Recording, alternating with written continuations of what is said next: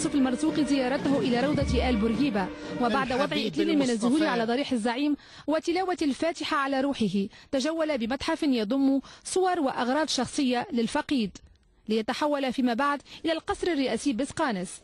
السيد محمد المنصف المرزوقي لم يخفي مشاعره في هذه الذكرى 12 لوفاة الحبيب بورقيبة.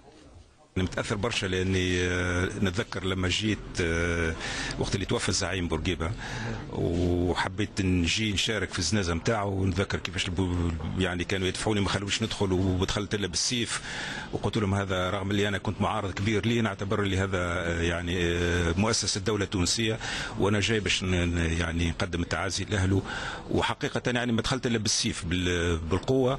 ونتذكر معنا شفته مسجة في العالم يعني وتذكر ان الدار نتاعو كان دار متواضعه جدا، وحقيقه كان يعني شيء مؤثر. تو رجعت بعد كل هذه السنين وانتهت الدكتاتوريه، وانا سعيد جدا لاني اولا مشيت قريت الفاتحه على قبره، وثانيا لان ان شاء الله باش نعاودوا يعني نرجعوا هالمكان هذا نعملوه متحف، لاني انا تصدمت وقت اللي دخلت قصر قرطاج. وانا نزور في القصر نلقى يعني الصور والوثائق كلهم مسكرين عليهم طيشينهم في غرفه فهمني مهمله، بينما هو تاريخ تونس.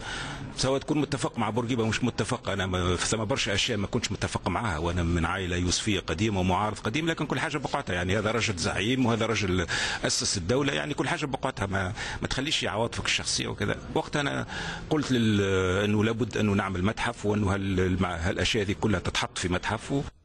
هذا القصر الرئاسي بسقانس وبعد سنوات من الإهمال والتهميش تعمل مصالح وزارة الثقافة والمحافظة على التراث اليوم على إعادة ترميمه وصيانته قصد تحويله إلى متحف يكون مشروعا ثقافيا سياحيا يعيد الاعتبار لشخصية الحبيب بورقيبة بعد سنوات من النسيان.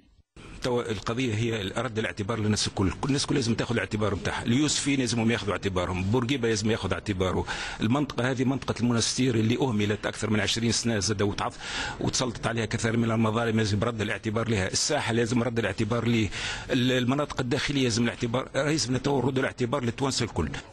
رد الاعتبار مفهوم اكتسى اليوم اكثر من دلاله ومعنى وجمع التونسيين في لحظه وفاء. هذه هي أجواء إحياء الذكرى 12 لوفاة الزعيم الحبيب بورقيبة، حشود من كل مكان ومن كل الأعمار جاءوا للتعرف وتذكر خصال الزعيم. زادتها زيارة رئيس الدولة إلى المنستير أكثر تأكيد على أن التونسيين اليوم يتصالحون مع ماضي تونس ومناظريها مهما اختلفت حولهم الآراء. حياة رضواني، التلفزة التونسية، مدينة المنستير. الصراع اليوسفي البورقيبي والجدل القائم حول